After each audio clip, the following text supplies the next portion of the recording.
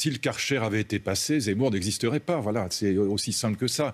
Donc Zemmour, un peu comme Trump aux États-Unis, il lève le couvercle et c'est ça à l'origine de son succès extraordinaire aujourd'hui. Ouais, David Guiraud, si Karcher avait été passé, il n'y va pas avec le dos de la petite cuillère quand même, Luc Ferry, pour le coup là. Hein. Oui, c'est pas la première fois. Il me semble que c'est lui qui a appelé à tirer dans les banlieues aussi. Quelque chose comme ça. Oui, bon, c'est un triste personnage. Moi, ce que je vois de ce sondage, après, c'est un sondage, hein, donc faut faire attention. Ce que je vois juste, c'est que le ticket d'entrée au second tour, il est bas. Et ça veut dire que Jean-Luc Mélenchon peut y être. C'est-à-dire qu'on peut y arriver, qu'on peut le faire, qu'on peut être au second tour, qu'on peut gagner. C'est vrai qu'il y a une remontée assez sensible. Hein, mais depuis le début, on est un socle à gauche. Et la lumière du débat aussi, peut-être. Et puis, qu'on soit d'accord ou pas avec nous, hein, on fait bloc aux idées d'extrême droite. Voilà, et ça, c'est quelque chose qu'il faut nous reconnaître. On a été constant depuis le début sur ça, sur nos positions. Et on considère qu'on est un anti-poison. Pour nous, Éric Zemmour, c'est une diversion dans le débat public. Regardez les prix du gaz, comment ils augmentent en ce moment. Il en parle, monsieur Zemmour ? Si, on en a parlé une demi-heure hier, je vous assure. Regardez l'émission d'hier.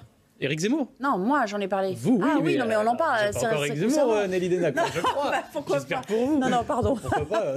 C'est vous qui voyez, mais non, les prix du gaz ont explosé. Il y a des sujets sur lesquels les Français ont envie d'être mobilisés, je pense, des différents. En tout cas, nous, par exemple, quand on parle du blocage des prix de première nécessité, c'est une proposition qui améliore le quotidien des Français, plutôt que de se demander si Pétain a sauvé des Juifs ou pas, ce qui est une contre-vérité historique, ou ce genre de débat puant. Voilà, moi, je pense qu'aujourd'hui, il y a une option différente, c'est vrai, après les Français vont faire leur choix, mais il y a une option différente, c'est celle qui est posée sur la table par Jean-Luc Mélenchon, celle de la transition écologique, de la rupture radicale avec ce système et de la nécessité d'une refondation démocratique. Sébastien Ligné, c'est vrai que sur l'écosos, pour reprendre le débat, l'argumentaire de David Guiraud à l'instant, et puis le débat face à Jean-Luc Mélenchon, il n'a pas été, on l'a pas beaucoup entendu il y a une semaine environ. Non. Pour l'instant, il n'est pas sorti vraiment de sa zone de confort, on va dire. Évidemment, même si je trouve que sur l'interview chez votre concurrente, chez Routel Krief, j'ai trouvé un peu plus à l'aise sur les questions économiques. En tout cas, challenger sur les questions économiques. Mais ce qui est intéressant dans ce sondage, quand on parle aux gens qui dirigent et qui font ce genre d'études, ils nous disent tous, le plus important, c'est pas le chiffre, c'est la dynamique. C'est comme ça qu'on évalue et qu'on étudie et qu'on estime un petit peu la force de chacun. Aujourd'hui, la plus forte dynamique chez les candidats déclarés ou non, c'est Éric Zemmour. Donc, par conséquent, les politiques s'adaptent à Éric Zemmour. Aujourd'hui, tout le monde fait du Éric Zemmour. Monsieur Guiraud et la France Insoumise, les premiers. Le débat... il va vous demander en quoi, alors Excusez-moi, monsieur Guiraud. Allez-y, précisez votre propos. Mais lorsqu'on fait du Zemmour, vous allez loin, là. Hein. Non, mais la créolisation, c'est une réponse à un constat qu'Éric Zemmour et Jean-Luc Mélenchon font. Il y a 5 ans, Jean-Luc Mélenchon n'aurait jamais parlé de changement de peuple, de changement démographique. Aujourd'hui, il nous le dit, c'est génial, c'est la créolisation. Alors là, vous vous trompez. Non, excusez-moi. Vous mettez dos à dos un fait objectif et une idée qui a justifié par ailleurs le grand remplacement, etc., qui a justifié des attentats terroristes. Moi, je ne vous laisserai pas les mettre dos à dos, ces idées-là. Le fait que la société se créolise, c'est un fait historique. Après, vous pouvez appeler ça créolisation ou pas, si vous le voulez. C'est pas moi qui l'appelle, mais voilà, il peut y avoir un débat sur le mot.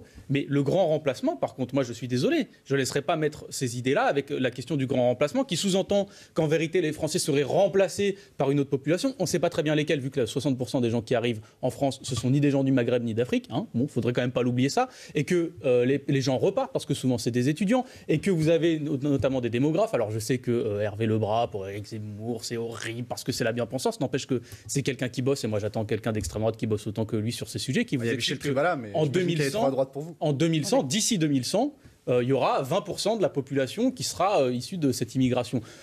C'est en 2100. Donc voilà, c'est un fait, ça arrive, mais c'est pas vrai qu'il y a un grand remplacement. Cette idée-là, non, mais déjà, cette idée-là vise à justifier rien d'autre que la haine. Hein. Et illustré par l'histoire des prénoms. On y reviendra un commentaire là-dessus, David Guiraud, et après on passe à ce que la droite pense d'Éric Zemmour et ses invitations assez nourries qu'elle formule pour qu'il participe à un débat. Moi, je suis pas commentateur, je suis là pour livrer une autre vision du pays. Il y a quelque chose qui se passe, c'est pas tant Zemmour, c'est que la droite et l'extrême droite se sont mis dans sa roue. C'est ça le drame. Et depuis longtemps, je veux dire, ça n'a pas commencé hier. Sarkozy qui parlait de Karcher dans les banlieues, vous l'avez dit, c'était il y a des dizaines d'années, ça a marqué les gens. Cette manière d'insulter les quartiers populaires, de le reléguer, d'en parler uniquement quand il y a des problèmes de sécurité ou d'insécurité, de jamais parler du logement, etc., etc. Ça date d'il y a très longtemps. Aujourd'hui, toute la droite et l'extrême droite s'est mis dans sa roue. Et le modèle de société qu'Éric Zemmour prétend vouloir, c'est celui de la Hongrie. D'ailleurs, il a allé à un sommet sur la démographie. La Hongrie, je le rappelle, c'est moins de 200 000 habitants depuis que Viktor Orban est président. La France en a gagné plusieurs millions en attendant. Il a cité chez Routel Krief, j'ai vu lundi, le Japon.